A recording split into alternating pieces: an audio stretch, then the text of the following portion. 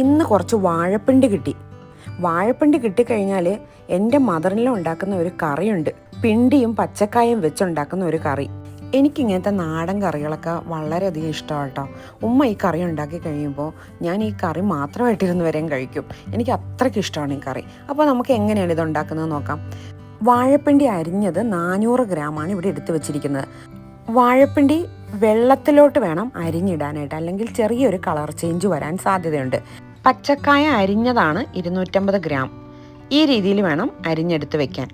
ഇനി ഈ കറിക്ക് വേണ്ടുന്ന അരപ്പ് തയ്യാറാക്കാൻ വേണ്ടിയിട്ട് 1/4 കപ്പ് തേങ്ങയും 10-12 ചുവന്നുള്ളിയും കുറച്ച് കറിവേപ്പിലയും 1 ടീസ്പൂൺ പെരിഞ്ചീരകവും 2 പച്ചമുളകും കൂടി ഒരു മിക്സിയുടെ ജാറിലേക്കിട്ട് അല്പം വെള്ളം ഒഴിച്ച് ഒന്ന് അരച്ചെടുക്കാം.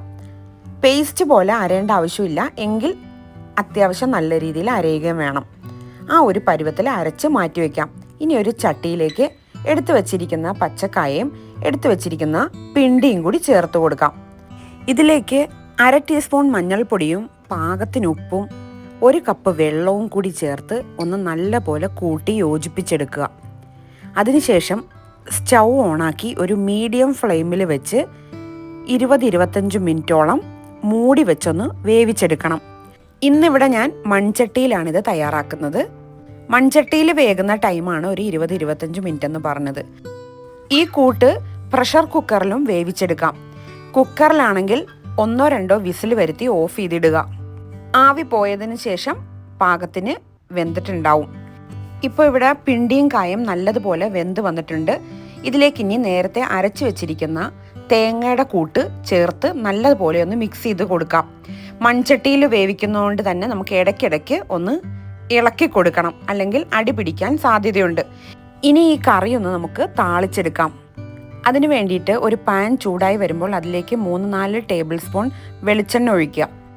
വെളിച്ചെണ്ണ ചൂടായി വരുന്ന സമയത്ത് 1 ടീസ്പൂൺ കടുകും കുറച്ച് കറിവേപ്പിലയും 2-3 ഉണക്കമുളകും കൂടി ഇട്ട് ഒന്ന് മൂപ്പിച്ചെടുക്കാം.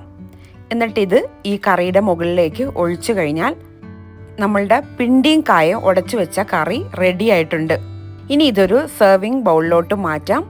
ചോറിൻ്റെ കൂടെ കൂട്ടി കഴിക്കാനായിട്ട് നല്ല ടേസ്റ്റി ആയിട്ടുള്ള ഒരു കറിയാണ് കേട്ടോ.